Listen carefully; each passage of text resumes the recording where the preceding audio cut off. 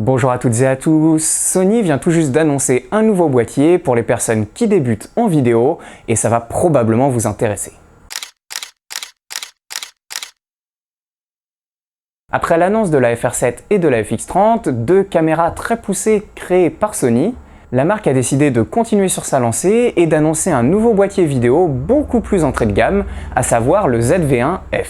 Cette fois-ci, il s'adresse aux personnes qui veulent débuter la vidéo ou aux personnes qui ont un budget vraiment limité mais qui veulent quand même essayer de faire des vidéos assez sympathiques, notamment pour YouTube, mais qui veulent quand même une qualité qui soit supérieure à celle des téléphones actuellement, ce qui est rendu possible par le capteur que l'on retrouve à l'intérieur, à savoir un capteur de 1 pouce. C'est un capteur qui est plus grand que les autres capteurs et qui va donc permettre justement d'avoir une meilleure qualité d'image, le tout couplé avec un objectif fixe de 20 mm ouvert à f2, donc ce qui apporte beaucoup de lumière.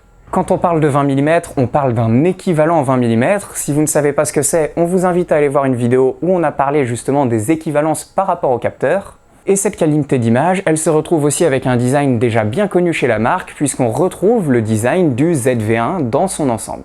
Notamment, on retrouve un écran complètement réversible qui va permettre de se filmer soi-même très facilement, c'est donc vraiment axé pour du vlogging, des personnes qui se filment elles-mêmes. Et c'est un boîtier qui reste très léger, très compact, donc facile à transporter, et pour se filmer soi-même, c'est vraiment idéal parce qu'on ne fatigue pas du tout avec le bras, on peut donc se filmer des heures et des heures sans souci. Surtout qu'ils ont rajouté de l'USB-C au niveau de la charge, ce qui permet donc justement de le recharger beaucoup plus vite qu'avec un USB standard, donc du micro USB qui est souvent disponible dans ce type de boîtier.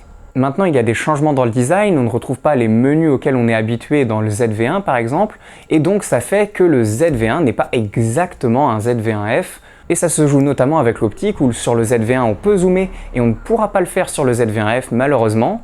Donc si vous voulez filmer des plans un peu plus serrés, notamment si vous voulez filmer des vidéos comme ici où on parle vraiment en face caméra, et bien souvent quand il n'y a pas de mouvement, on va essayer d'avoir un cadre qui soit agréable, à savoir on va éviter de déformer les personnes, et pour ça c'est possible avec un 24 mm, mais on va être obligé d'être très reculé, et donc soit il faudra recadrer au montage, transformer la 4K en 1080p, mais on perd en qualité, soit il faudra vraiment avoir quelque chose de très très large, voire beaucoup de décors, et au final on ne pourra pas faire de plans serrés sans déformer les personnes.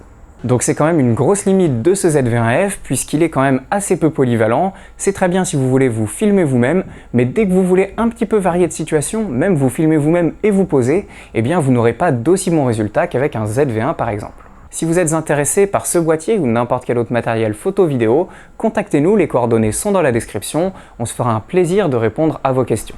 D'ailleurs, si vous voulez qu'on teste le ZV-1F sur la chaîne, dites-le nous. Étant donné que c'est un boîtier très entrée de gamme, il y a des chances que ça intéresse beaucoup moins de monde, donc dites-nous vraiment dans les commentaires si ça vous intéresse pour qu'on sache si on fait une vidéo dessus ou non. Maintenant, on retrouve quand même à l'intérieur de la 4K, ce qui permet donc de se filmer en recadrant assez facilement. Et puis surtout, on le sait, Sony, ils sont connus pour leur mise au point automatique. Elle est extrêmement performante dans un maximum de situations.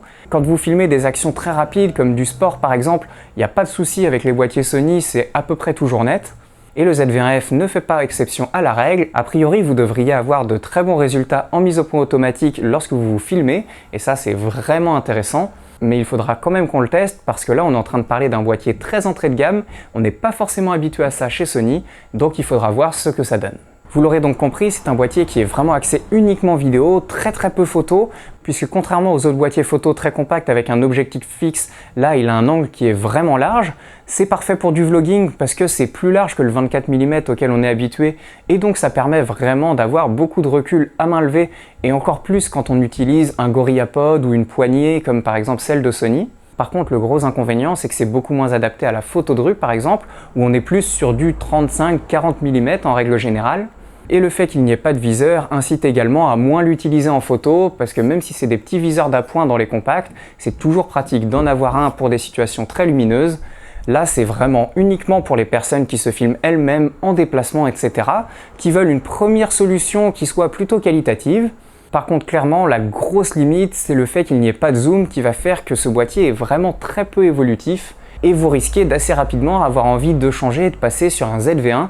Donc si vous avez le budget pour passer sur un ZV-1 ou sur un ZV-E10 en kit simple, on vous le recommande vraiment, ça sera de bien meilleures solutions que le ZV-1F. Maintenant, si vous voulez vraiment de l'entrée de gamme, le Z21F, ça reste une bonne solution.